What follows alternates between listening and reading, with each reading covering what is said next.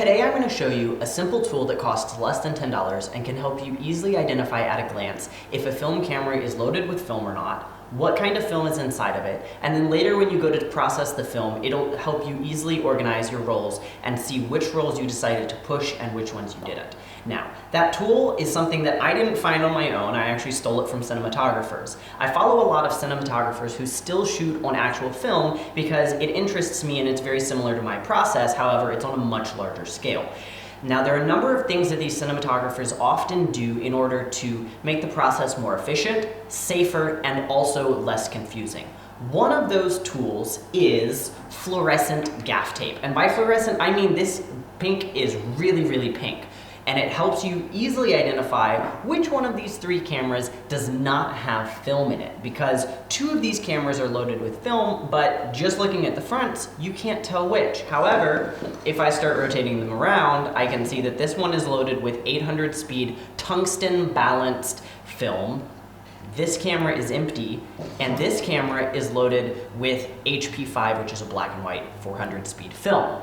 Now, when you go to get the gaff tape, you don't need a huge roll. You can get a narrow roll. I think this is maybe a ½ inch. You can either carry it as the actual roll. If you've ever seen me out in public, you've probably seen me carrying a backpack, and this is always on the side of it. If you don't want to carry the full roll, however, you can actually wrap a few feet around a Sharpie, and it works wonderfully. When I start shooting film, before I get ready to do it, I take my film out of the box. Whether it is 120 medium format film or 35mm film, I do the exact same thing. I take it out of the box and I put a small piece of tape on it. Every single roll. That way it's always ready to go. And it doesn't matter if I'm here in my studio in Houston, Texas, or if I'm on the street in Paris, I always have my same setup for the equipment that I'm shooting, and that helps me with consistency. So what I do is, when I would go to load this camera with film, as soon as I finish loading it with film, I take this piece of tape off of the roll of film and I simply place it over the back of the camera, and then that helps me see that it's loaded. If I have special film, like tungsten-balanced color film, I may want to mark that with a Sharpie just so I can see that and always be reminded what's in that camera.